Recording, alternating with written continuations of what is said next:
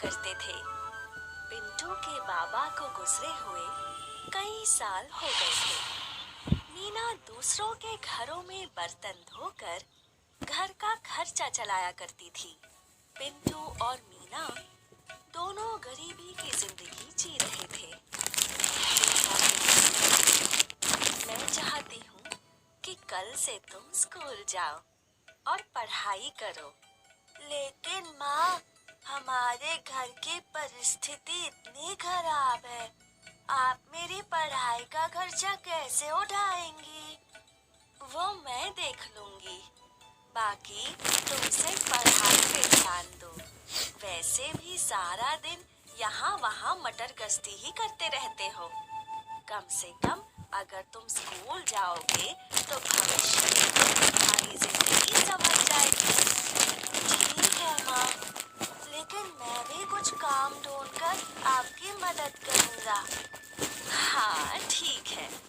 और अगले दिन मीना अपने बेटे को पहली बार स्कूल छोड़ने गई। मीना बहुत खुश थी और अपने बेटे को स्कूल में जाते देख उसके आंसू नहीं रुके। अब मीना ने और दो घरों में काम करना शुरू कर दिया था। पिंटू स्कूल से लौटकर अपनी माँ मीना की राह देखने लगा। माँ को अब तक तो लौट आना चाहिए था। कहाँ रह गई माँ? पिंटू काफी देर तक राह देखता रहा और फिर मीना लौट आई। कहाँ रह गई थी आप? कुछ नहीं, मैं और दो घरों में काम कर रही थी। और दो? हाँ, तेरी पढ़ाई के लिए।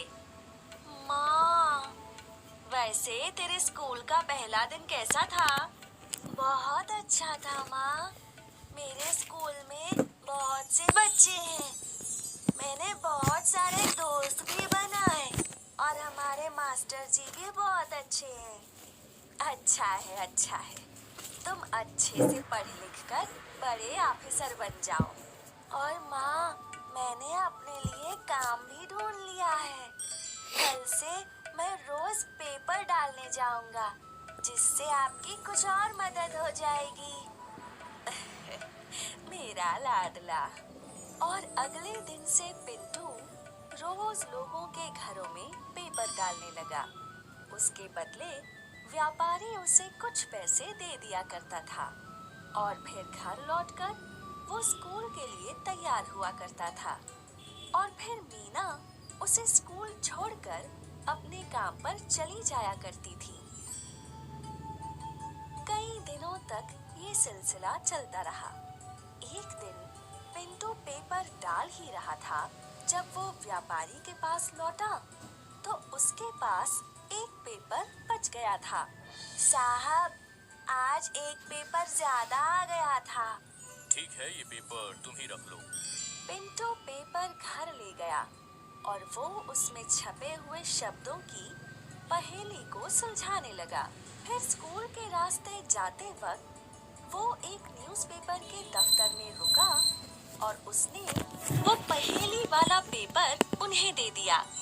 और फिर रोज की तरह वो लोग स्कूल गए और मीना अपने काम पर चली गई।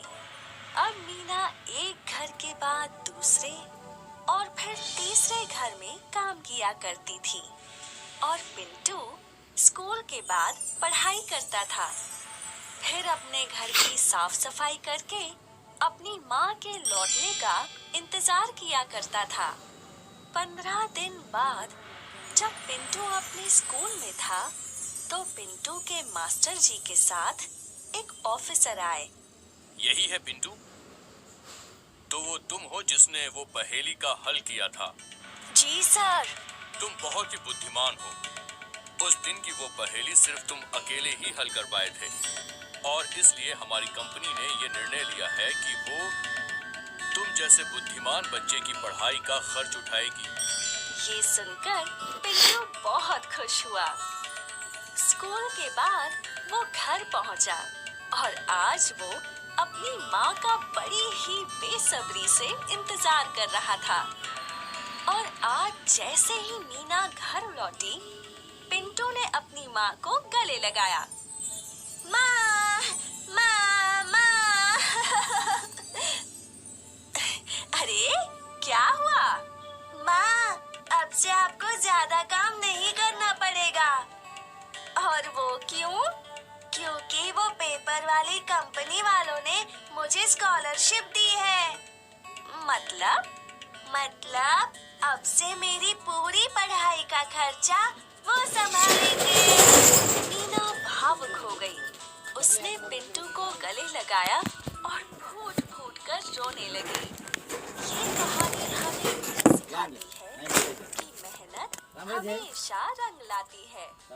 ये स्कॉलरशिप मीना